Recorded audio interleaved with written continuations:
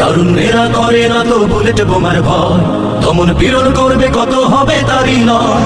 আল্লামা দেলোয়ার হোসেন সাঈদী, যেদিন আল্লামা দেলোয়ার হোসেন সাঈদীর অন্যায়ভাবে পিজি হাসপাতালে খুন করা হয়, সেই 15ই আগস্ট 2023 সালে, সেদিন আরা পিজি হাসপাতালে আসছিলাম সারা রাত ধরে।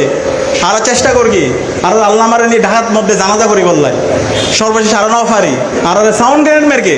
এবং সেদিন আল্লামা দেলোয়ার হোসেন সাঈদীর সেই কফিন ধরে শপথ করি, আল্লামা দেলোয়ার হোসেন সাঈদীর যে স্বপ্ন, ওনার যে আকাঙ্ক্ষা, ইসলামী সমাজ বিনির্মাণ করার আগ পর্যন্ত আর লড়াই চালিয়ে যাবো ইনশাআল্লাহ।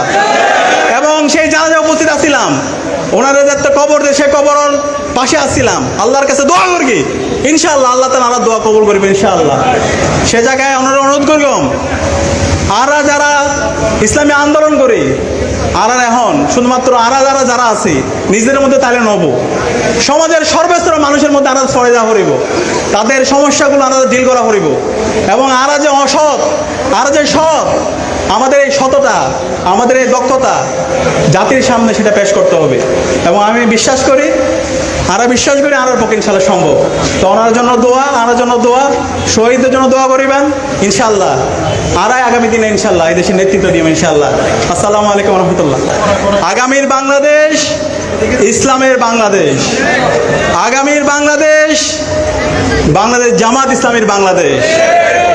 কত ফুলগুলো ঝরে গেছে শাহাদাতে, তবু মূলগুলো মরেনি তো অপঘাতে। কত ফুলগুলো ঝরে গেছে শাহাদাতে, তবু মূলগুলো মরেনি তো অপঘাতে।